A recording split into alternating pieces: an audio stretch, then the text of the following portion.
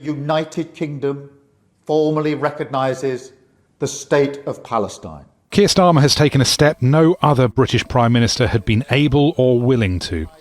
But most countries in the world had acknowledged Palestinian statehood by the mid-90s. सुबह सुबह हमने fry करनी शुरू कर दी है, फिश फ्राई माशाल्लाह। ये गरम गरम बैच अब निकला है एक फिश का।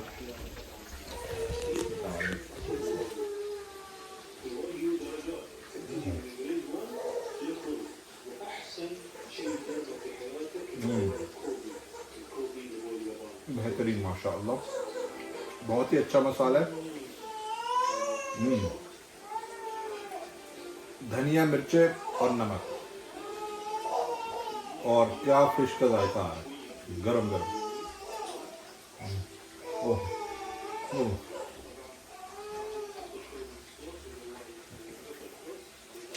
सुभान अल्लाह। टेस्ट के लिए लाया हूँ मैं, गरम है बहुत। गरम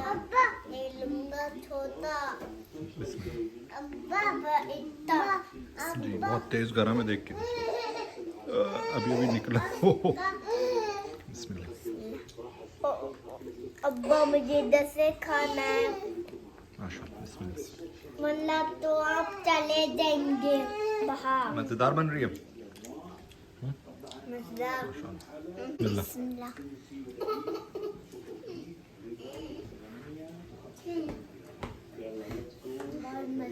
माशाल्लाह।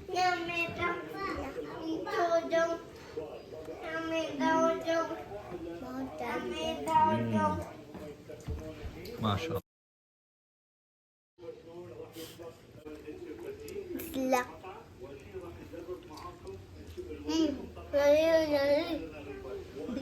फिश पक रही है माशाल्लाह, और बच्चे वेट कर रहे हैं।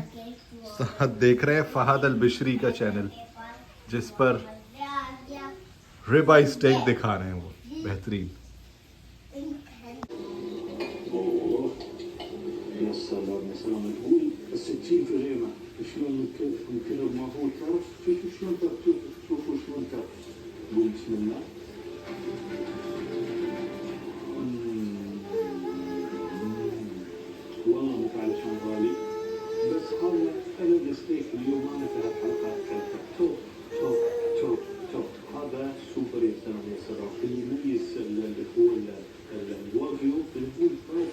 सुपर यार सर,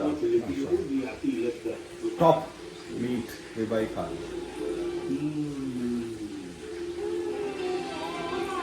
खाने से पहले फूड ब्लॉग देखें ना तो जरा भूख चमकती है। ये तैयार है माशाल्लाह, पोटैटो वेजेस, फ्राइड फिश।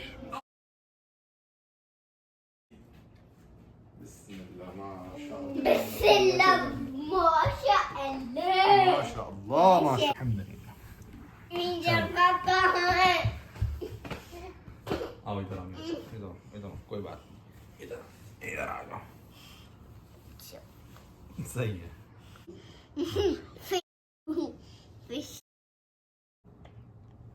अल्हम्दुलिल्लाह, तैयार है खाने के लिए। बिस्मिल्लाह वाला बरकतिल्लाह पढ़ ले सारे।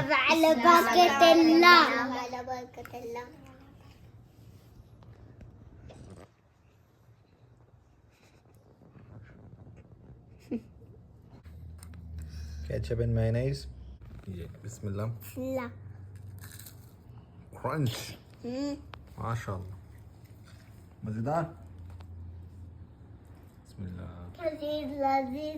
हुदा, बिस्मिल्लाह। माशाल्लाह। हुदा के बाद जबरदस्त मामा, जबरदस्त।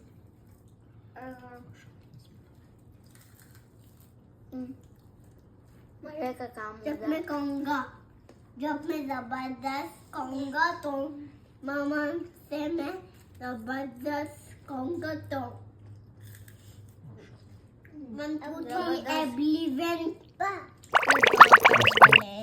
Crunchy potato.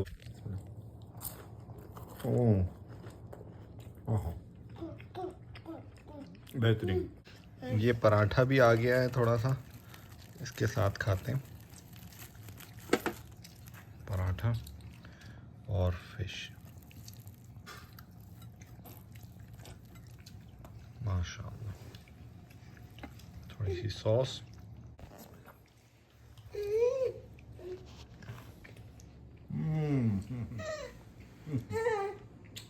बहुत ही लजीज माशाल्लाह।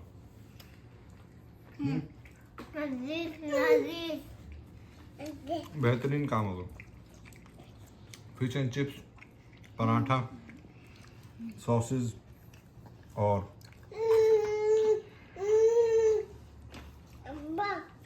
लेमनेड। बिस्मिल्लाह। लीजिए बेटा। बच्चे क्या करते अपना अंगूठा अल्हम्दुलिल्लाह, सुब्हानल्लाह व बिहम्दिही, सुब्हानल्लाहिल अज़ीम। कैसे? यह है फिश का पूरा पीस माशाल्लाह, बेहतरीन चंक। बिस्मिल्लाह।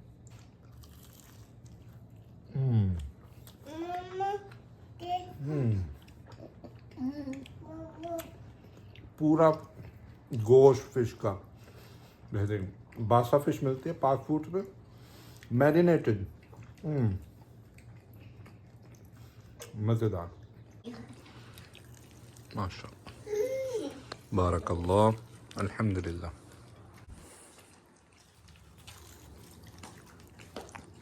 माशाअल्लाह ला कुव्वत इल्ला बिल्लाह। खा लो खा लो, गरम है थोड़ी सी। बिस्मिल्लाह, खा लो खा लो, हाँ काट लो। गरम गरम मज़े की, खा लो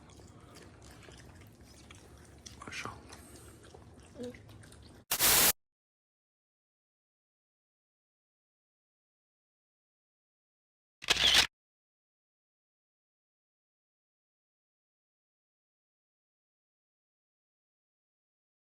कि एक तो ये है कि किसी फ़ौज के किसी अफसर पे, किसी ख़ास वाक़ये पे अगर कोई एतराज़ करता है, कोई तनकीद करता है, ये तो अलग बात है। लेकिन इदारे पर फ़ौज बहैसियत फ़ौज के अगर कोई इस पे एतराज़ करता है तो ये तो बड़ी बदकिस्मती भी है, बहुत बेदीनी की बात भी है और बेवकूफ़ी की बात भी है। तो इसका मतलब ये हुआ कि उसका इस्लाम से, पाकिस्तान से कोई ताल्लुक़ नहीं है। हरमैन शरीफैन किस मुँह से जाएगा वो? जो लोग हरमैन शरीफैन की हिफाजत कर रहे हैं, आखिर वो लोग जिनके पास इतना बड़ा बजट है, उनके पास गैस देखें, पेट्रोल के ज़खायर देखें, उनकी आबादी देखें, उनकी क़ुव्वत और ताकत देखें, मईशत देखें, आखिर उनको क्या ज़रूरत पेश आई कि वो पाकिस्तान को अपनी दिफा में उनके साथ एग्रीमेंट करें, मुआहदा करें। तो इससे मालूम ये हुआ कि पाकिस्तान को अल्लाह ताला ने इतनी फ़ौजी क़ुव्वत अता फरमाई है कि वो हरमैन शरीफैन और बिलाद हरमैन शरीफैन की और आलम इस्लाम की हिफाजत कर सकता है। इसके बावजूद भी अगर फ़ौज के पीछे कोई पड़ता है तो मैं समझता हूँ वो अपने ईमान की खैर बनाए। हाँ, अगर किसी फ़ौजी अफसर के बारे में बात करता है कि उसने हमारे साथ ज़्यादती की है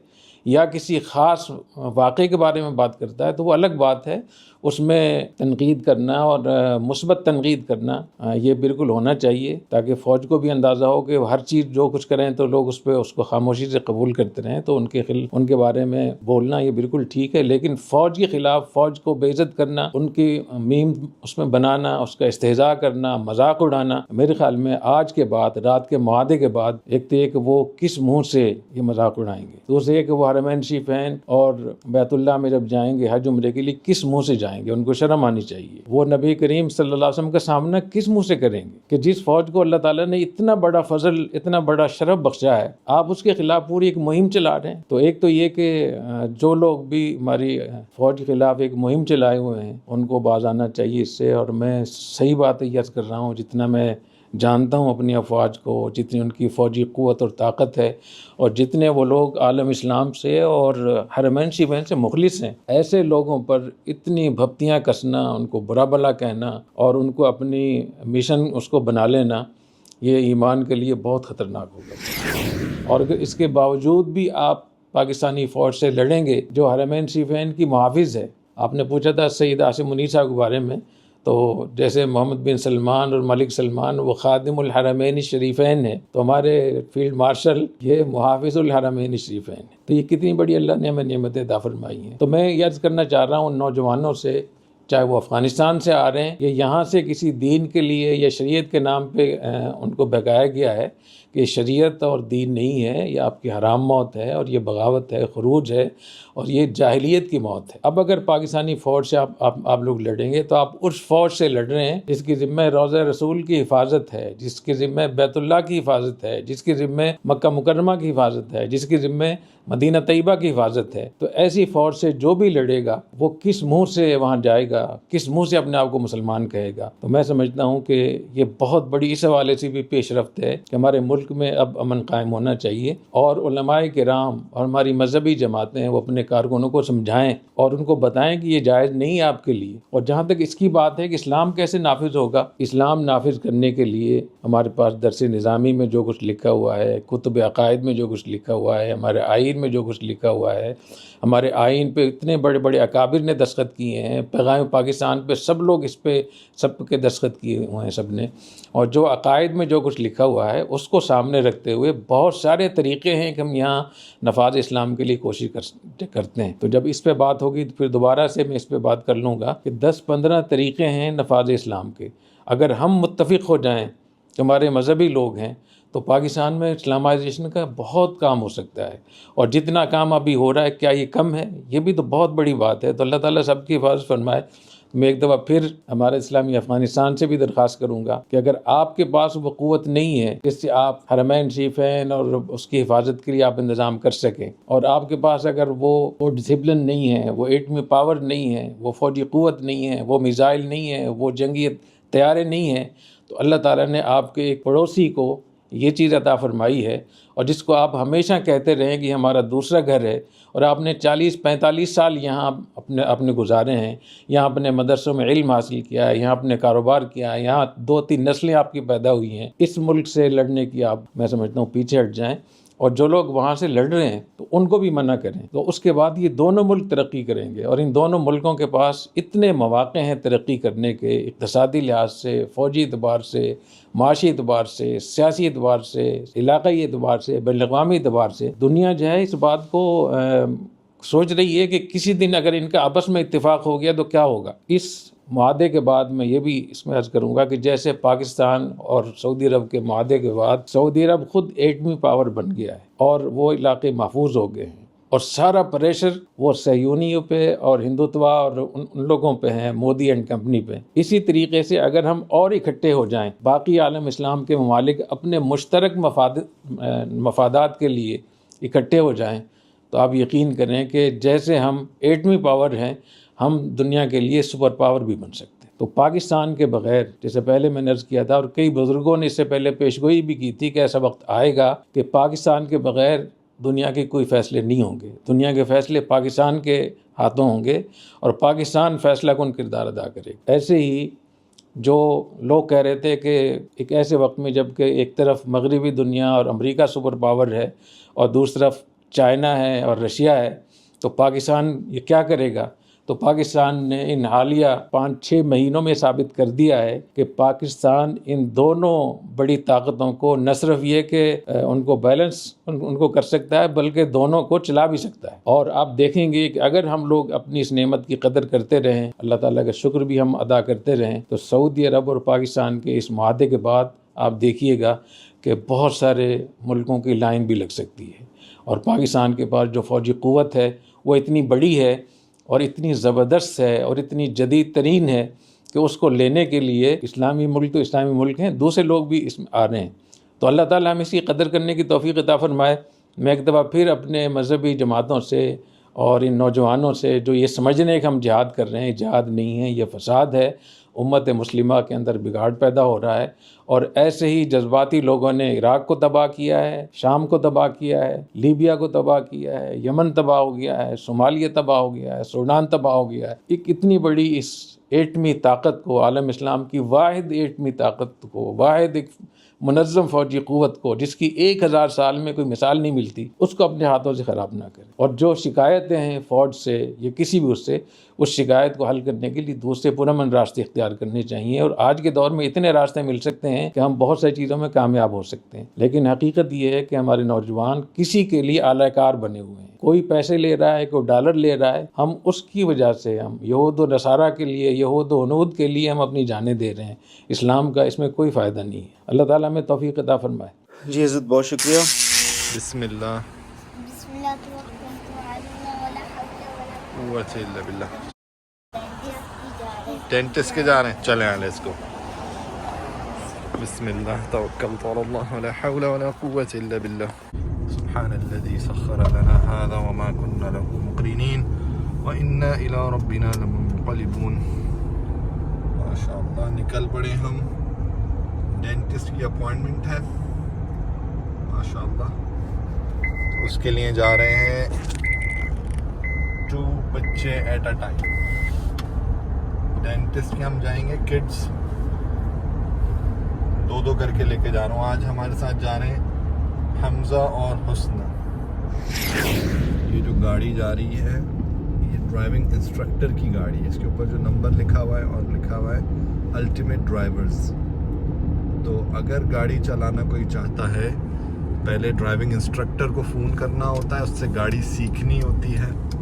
20 घंटे या 40 घंटे ड्राइविंग सीखते हैं, ट्रेनिंग लेते हैं, फिर टेस्ट देते हैं ड्राइविंग का। उसके बाद फिर ड्राइविंग लाइसेंस इशू होता है। अगर टेस्ट फेल हो गए तो दोबारा से लाइसेंस ट्रेनिंग लेनी होती है और ज़्यादा, फिर से टेस्ट अटेम्प्ट करना होता है और फिर लाइसेंस मिलता है। तो मैंने अपना टेस्ट पास किया था यूके में, यूके लाइसेंस में लेके आया था यहाँ पर, और मैंने वॉक इन किया तो मुझे यहाँ टेस्ट देना नहीं पड़ा। उन्होंने सिर्फ आई टेस्ट लिया और यूके का लाइसेंस रख लिया, कैनेडियन लाइसेंस इशू कर दिया $100 चार्ज करके। तो ये सीन है, आई समझ। अल्हम्दुलिल्लाह। ये डॉक्टर है, doctors clinic family and walk in रहमतुल्लाह, और ये बराबर में है डेंटिस्ट। आज हम यहाँ जाएंगे 11:59, 1 मिनट में शुरू है अपॉइंटमेंट। ये फॉर्म्स हैं, ये फिल करते हैं।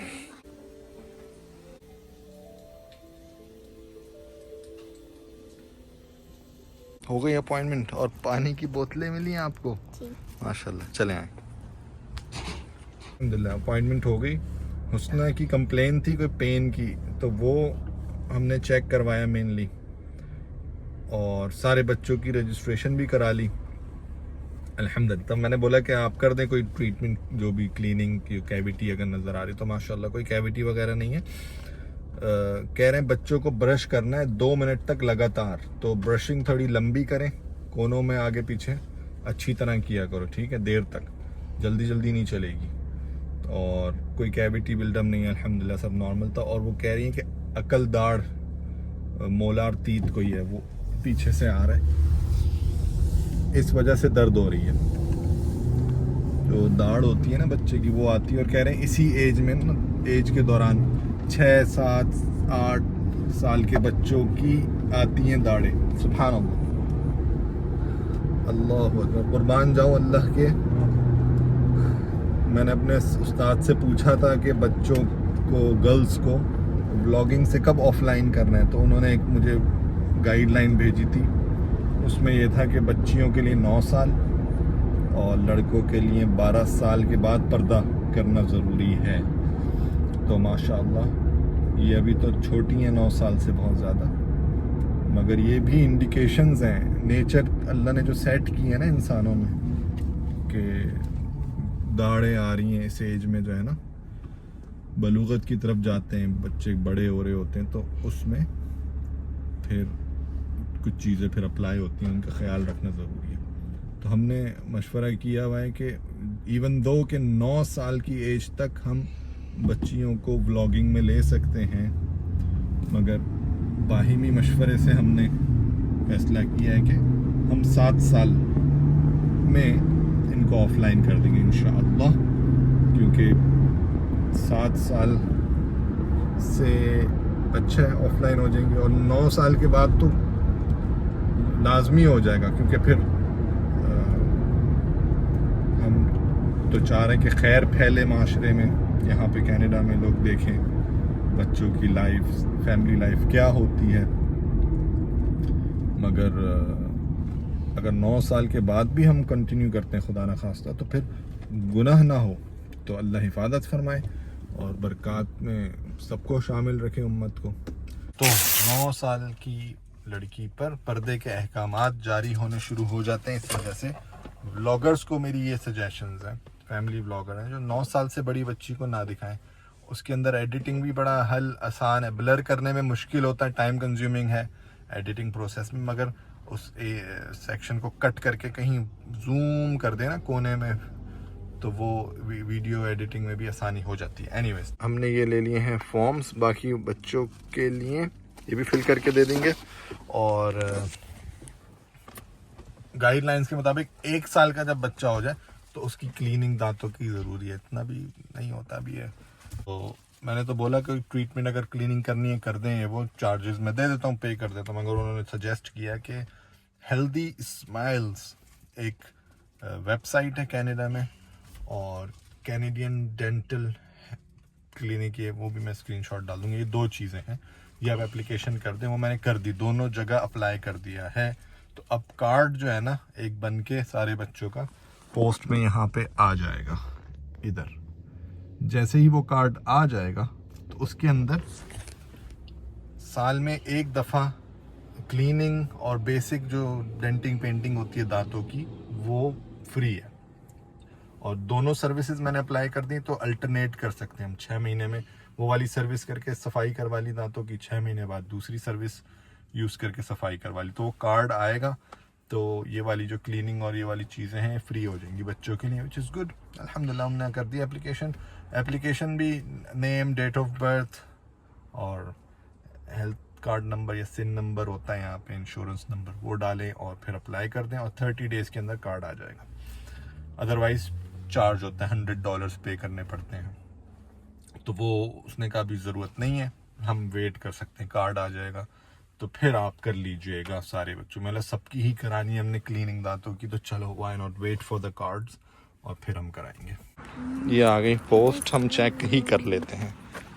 ये फाइल